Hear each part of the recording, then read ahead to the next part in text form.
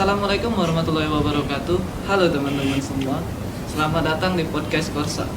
Ini merupakan episode podcast perdana dari komunitas redaksi mahasiswa yang merupakan salah satu organisasi yang ada di Fakultas Ekonomi dan Bisnis Islam. Pada podcast perdana kali ini, kita mendatangkan salah satu akademisi, pengamat ekonomi Islam, dan juga merupakan Dekan Fakultas Ekonomi dan Bisnis Islam UIN Raden Fatah Palembang. Tanpa berlama-lama lagi, mungkin langsung saja kita sambut. Inilah dia, Bapak Dr. Haji Heri Junaidi, MA. Mungkin langsung saja kita sapa. Bagaimana Pak kabarnya untuk sekarang? Assalamualaikum, alhamdulillah baik nih buat teman semua. Untuk sekarang kesibukan apa nih Pak? Tentu di dalam konsep kita ya tentu tidak lepas dari Tridharma perguruan tinggi. Jadi pendidikan dan pengajaran memang sudah menjadi kewajiban. Kemudian juga kita harus juga meneliti ya penelitian tentu bersifat kompetensi kita.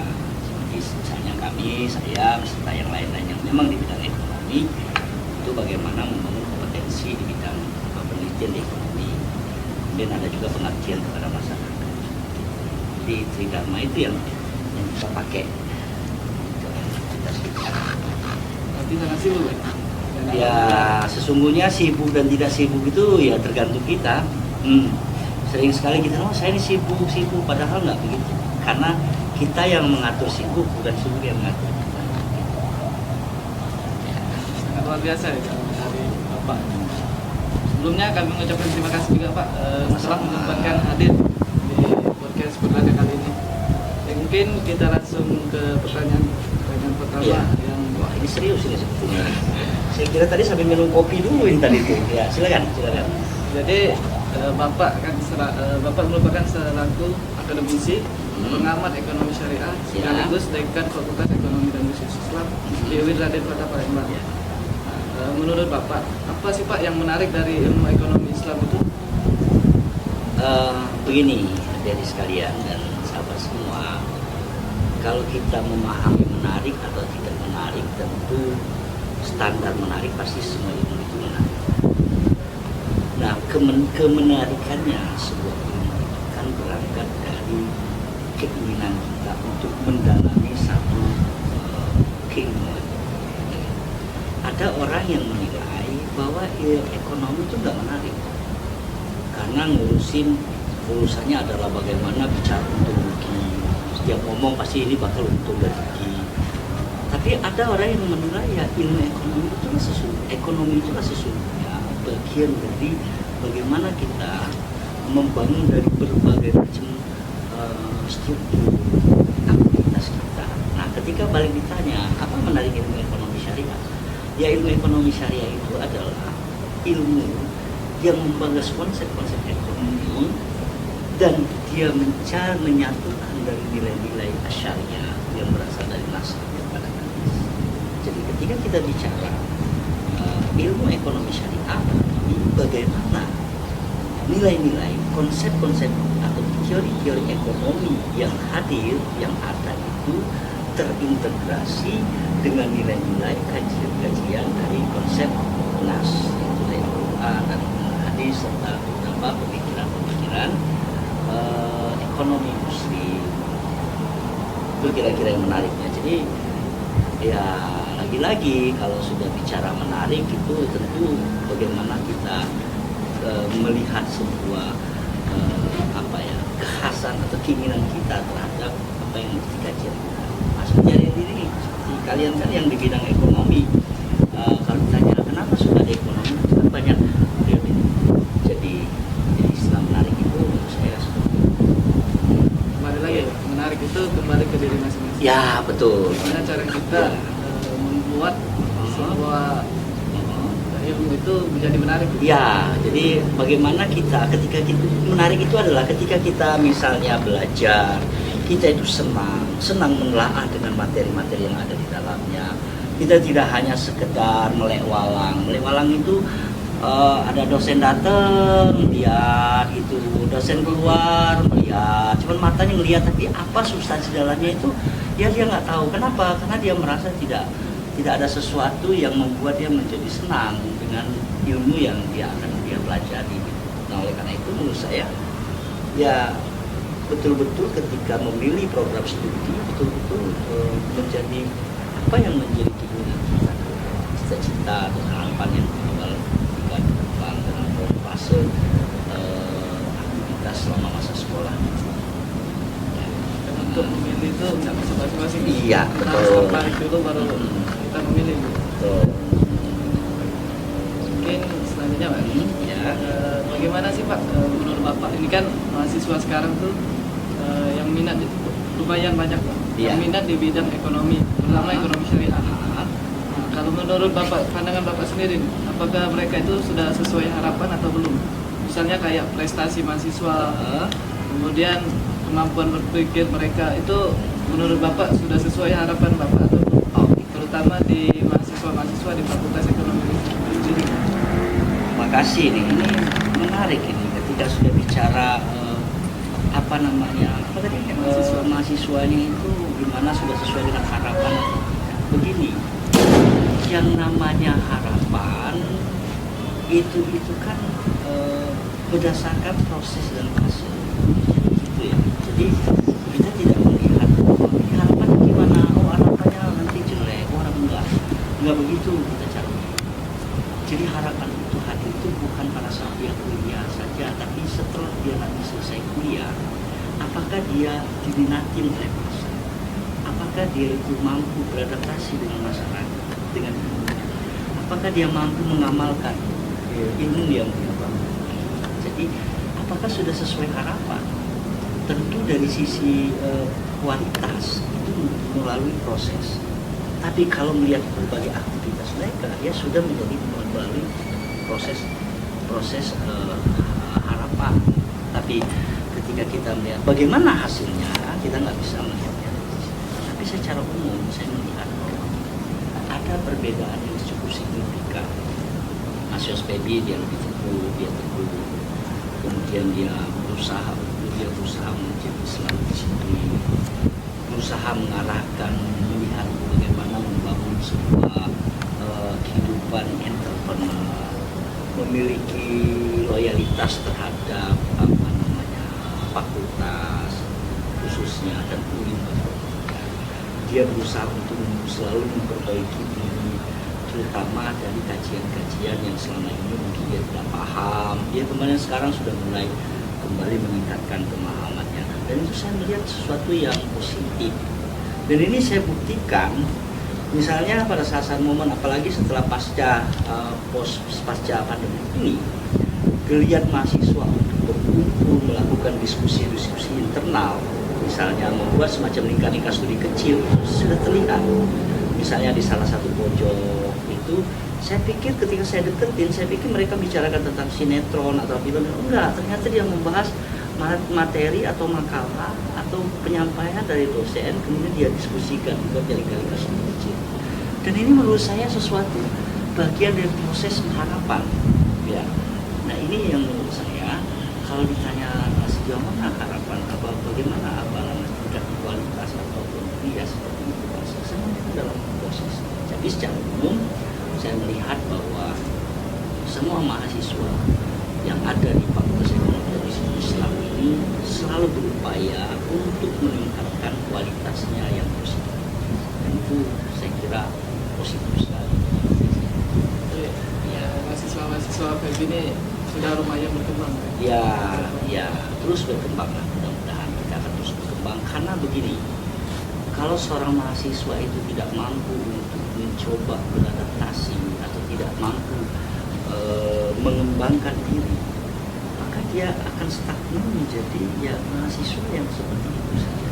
Karena dia lupa dengan mimpinya, dia lupa dengan cita-cita orang tuanya, dia lupa dengan bagaimana orang tua di desa yang berusaha memaksimalkan diri, mencari rezeki untuk supaya anaknya kuliah di kota di PB itu bisa membangun kualitasnya gitu. Nah itu menurut saya itu hal yang sangat penting dari sisi ya. mungkin semoga lah ke depan mahasiswa itu lebih berpikir lebih maju. Oh iya, lebih iya, berkembang. iya. Kan kita selalu, saya sering ngomong, harus punya berpikir bahwa hari ini harus lebih baik dari hari kemarin. Kalau hari ini kita lebih baik dari hari kemarin ini, maka sesungguhnya kita berpikir. Nah, gitu. Jadi Kita, terus nih, ya, itu akan memotivasi semua. Oke, kita bicara prestasi nih Pak. Oke. Kalau untuk di Febri sendiri itu prestasi sendiri itu udah banyak belum? Oke, prestasi ini saya melihatnya dari banyak sisi. Kalau lihat dari sisi prestasi untuk peningkatan IQ, indeks kinerja fakultas, dan tentu identifikasinya bagi kinerja fakultas, sangat luar biasa. Sudah ada, terus ada pengembangan. Ini terbukti dengan berbagai keberhasilan di ajang-ajang lomba, baik di level regional, nasional, bahkan di ASEAN kan sudah pernah. Dan bahkan setiap ajang kegiatan yang berorientasi kepada entrepreneur dan bicara pada konstruksi bisnis, itu mahasiswa PB di UKM ya, unit mahasiswa itu organisasi semua berlomba-lomba untuk mengukir prestasinya masing-masing berdasarkan isi dan misi dari kelembagaan mereka. Nah, kayak Korsa kan begini nih, Korsa kan berusaha untuk bagaimana supaya melakukan inovasi sehingga bisa dikenal, bisa dipahami bahwa wah terus berbagai macam hal saya kira ya. Masya Allah, prestasi dari mahasiswa. Nah, yang paling penting bagi saya sebentar, prestasi dari sisi yang kelihatan, tapi dari sisi prestasi yang dalam tanda kutip peningkatan kualitas jati diri itu sudah mulai kelihatan. Ada kasus misalnya seorang yang tadinya begitu masuk dia belum bisa baca Quran, sekarang dia sudah bisa baca Quran dan bahkan dia sudah mulai menghafal beberapa ayat-ayat ekonomi. Nah, gitu kan. Hadis-hadis ekonomi dia tunjukkan. Nah, ini kan adanya bagi saya itu sebuah prestasi minimal dengan orang tuanya, bahwa apa yang dilakukan oleh anaknya di kota itu tidak yang dipahaminya yang selama. Jadi ekonomi tidak hanya bicara tentang untung rugi, tapi sesungguhnya ekonomi juga bicara bagaimana meningkatkan kualitas di bidang sosial, kemasyarakatan, dan keberagaman. Oke. Berarti ini untuk teman-teman juga, bahwasanya ekonomi itu tidak hanya berbicara tentang untung rugi, jadi Ya, banyak betul. hal yang bisa didapat dari ekonomi itu sendiri. Iya. Mungkin bicara mahasiswa nih Pak, saya itu teringat sebuah kata-kata dari Ibu Sri Mulyani. Tapi bicara tentang ekonomi syariah, Bu Sri Mulyani itu merupakan Menteri Keuangan dan juga Ketua Umum Ikatan Ahli Ekonomi Islam. Beliau itu pernah mengatakan gitu seperti ini Pak, banyak lulusan perhimpunan keilmuan ekonomi syariah yang justru bekerja di luar kompetensi mereka. Bahkan hampir 90% dari alumni ekonomi syariah itu bekerja di lembaga keuangan konvensional. Mungkin apa sih Pak yang salah menurut Bapak sehingga mereka itu lebih memilih bekerja di konvensional, sedangkan ilmu mereka itu merupakan ilmu ekonomi syariah? Oke, terima kasih. Pertama, hasil studi yang disampaikan oleh Bu Sri Mulyani itu ya sah-sah saja. Bisa saja terjadi. Apalagi karena itu berdasarkan data ilmiah. Tapi begini aja sekali. Kalau ilmu itu dipahami sebagai tempat kerja, maka itulah yang terjadi. Tapi kalau dipahami bahwa ilmu itu adalah jalan untuk mendapatkan langkah strategi ke depan untuk mengejar cita-cita, maka ilmu itu dia hadir di mana saja. Kalau ditanya ada nggak yang salah, nggak ada yang salah. Karena ilmu ekonomi syariah itu tidak identik kok kalau ekonomi syariah itu nanti harus bekerja di perbankan syariah. Tapi itu harus begini. Dari sisi ini tidak juga bisa kalau dipahami bahwa itu adalah sebuah syariah. Oke, dia alumni misalnya perbankan syariah. Tapi tiba-tiba dia hadir kemudian dia diterima di di perbankan konvensional. Pertanyaannya, adakah yang nggak salah? Nggak ada yang salah. Sekarang bagaimana mereka yang tadi dari alumni ekonomi syariah itu hadir di dunia ekonomi mampu mewarnai? Nah ini yang penting, ya, dia mampu mewarnai. Nah kalau dia mampu mewarnai, maka itulah sesungguhnya konstruksi ekonomi syariah. Jadi jangan sampai kita memahami bahwa gimana, banyak loh. Ada orang yang dia di prodinya, misalnya prodi kehutanan, tiba-tiba kok jadi salesi, ya kan? Ya. Misalnya ini contoh ya.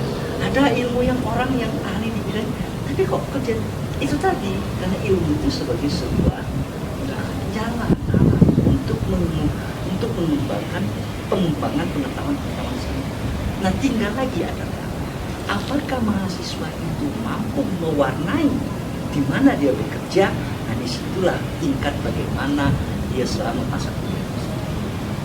Kalau yang salah dari sisi kurikulum, PEBI terutama sudah melakukan terobosan, telah melakukan evaluasi kurikulum, terus selalu berusaha untuk memperbaiki berbagai macam struktur. Nah itu, jadi lagi-lagi menurut saya adalah bagus, saya sangat silahkan saja. Dia alumni PEBI, dia bisa bekerja di bank umum, tapi nanti dia akan bisa mewarnai gitu loh. Dia bisa bekerja di instansi pemerintah, dia bisa mewarnai.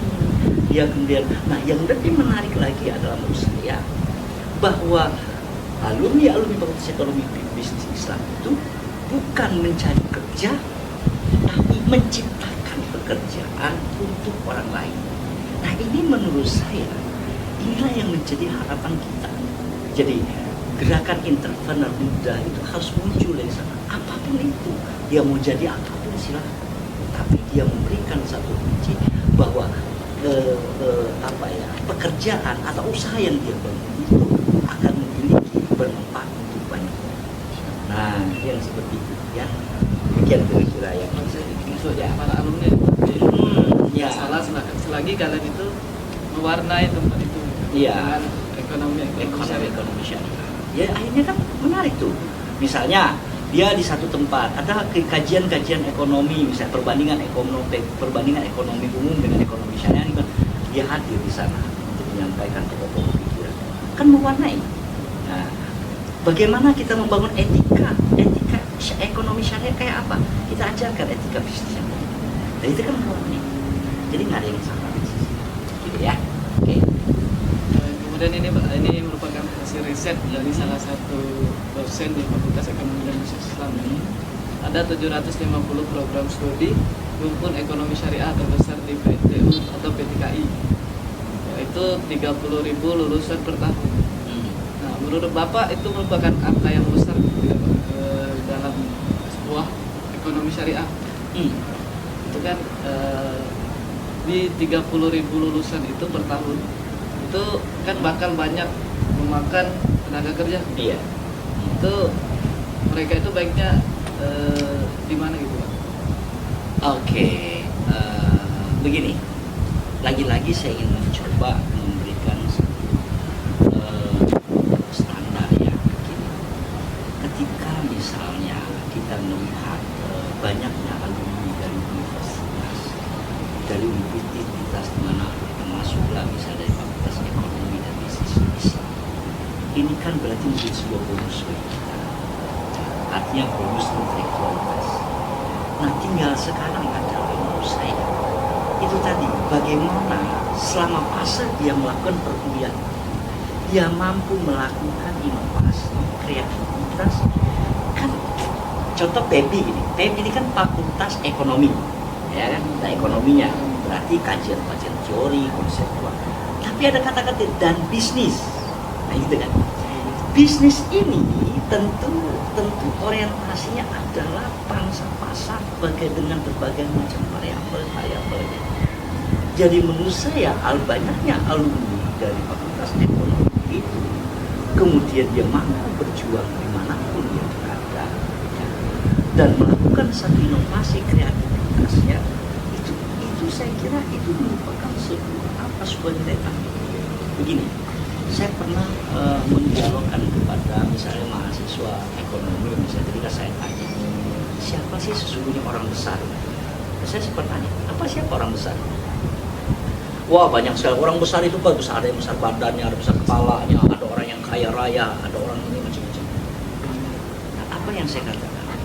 Menurut saya sederhana, orang besar itu adalah orang yang mampu mentransformasi ilmu yang dia miliki, walaupun hanya di tempat desa yang sederhana, ya, dan tapi dia mampu memberikan pencerahan dalam perspektif kalau ekonomi kesyariahannya. Menurut saya itu orang besar. Artinya dia dengan ilmunya dia mampu dan bermanfaat. Jadi seperti itu. Ya itu kira-kira yang bisa saya sampaikan. Sebenarnya Pak, ini kalau bicara tentang ekonomi syariah ini kayaknya nggak ada habis-habisnya. Betul, ya. Ini ya, dari berbagai perspektif. Ekonomi kan bisa dilihat dari berbagai perspektif. Jadi banyak data-data yang saya dapatkan.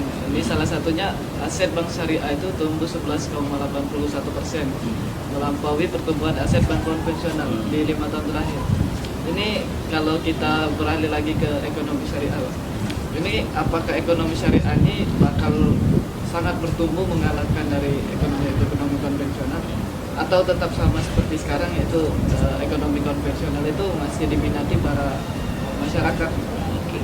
Satu, inilah peran alumni. Ya. Makanya saya bilang, alumni dari TEK itu mampu nggak meliterasi masyarakat, yang pertama.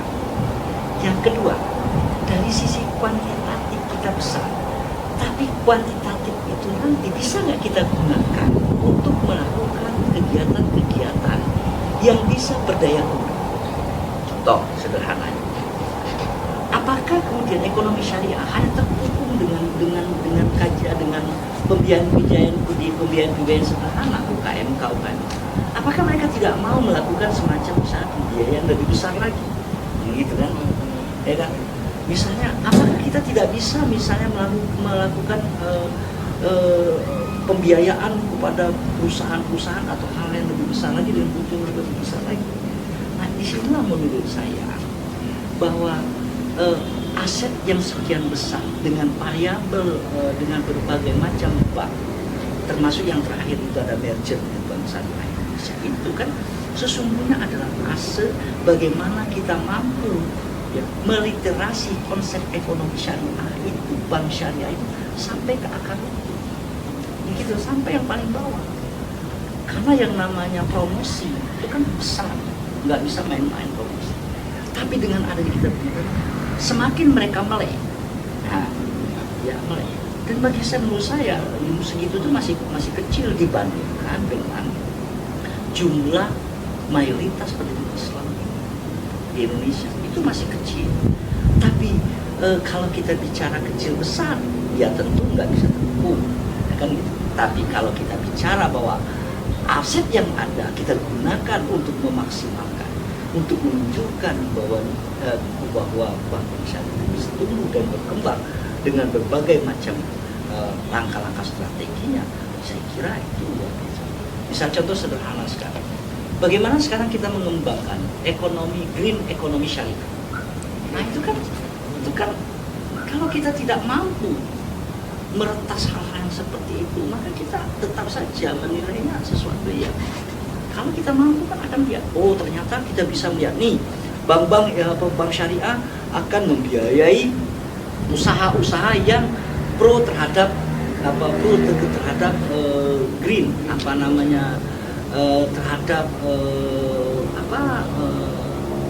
istilah green iya, artinya yang tidak merusak, misalnya tidak merusak. Nah itu kan, kalau gitu pertambangan yang pro terhadap green, ini kita bantu. Nah, perlu ada studi yang luar biasa di situ. Jadi kalau dari sisi kuantitatif mungkin bisa tidak besar, tapi dari sisi jumlah aset, jumlah penduduk itu masih. Nah, artinya bahwa literasi kita ini belum tuntas, belum mampu menjelaskan kepada masyarakat bahwa masih banyak orang memahami mudharabah itu apa, musyarakah itu apa, kayak gitu. Terus berbagai macam pembiayaan. Nah, terus itu kan perlu adanya kajian-kajian yang terus menerus, saya kira sih. Iya, lebih perbanyak kajian gitu. Ya. Mungkin terakhir nih Pak, tadi berbicara tentang alumni, peran alumni. Ini saya ini baca dari berbagai info Pak. Ini dari Prakoso pada tahun 2002 itu mengatakan begini Pak. 2002.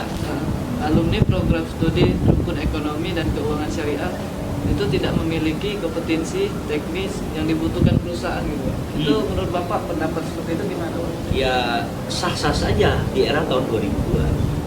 Lalu sekarang kan 2022 toh ya? Iya. Jadi sudah antara 2000 sampai 2022 udah berapa tahun? Ya kan? 20 tahun. 20 tahun. Artinya dari antara tahun yang demikian ini sampai tahun ini terus ada perkembangan bagaimana? Jadi kalau dia mengatakan ya sah saja, tapi kan kita selalu orang saya katakan tadi, mangkana yaumu khairun min amsihi bahwa robi, itu kunci kita. Maka itu kita siapapun dari fakultas, dari mahasiswa, dari alumni, siapapun yang berkuliah ekonomi selalu berpikir bagaimana upaya kita untuk meningkatkan metode, meningkatkan sistem, memperbaiki sistem, apalagi sekarang di era digitalisasi. Coba sekarang, wah itu udah luar biasa banget itu. Yang itu kan e-commerce dengan segala macam, luar biasa. Dan itu ekonomi syariah. Alumni kita itu hadir di sana untuk mengembangkan sistem-sistem yang sudah ada. Jadi menurut saya ya dikatakan tidak ada ya itu juga bisa ini karena harus kita terima. Saya kira gitu ya. Mungkin itu saja Pak untuk Terima kasih buat semuanya saja yang menonton. Pada intinya bahwa Fakultas Ekonomi dan Bisnis Islam dari Fatah Palembang yang pada intinya adalah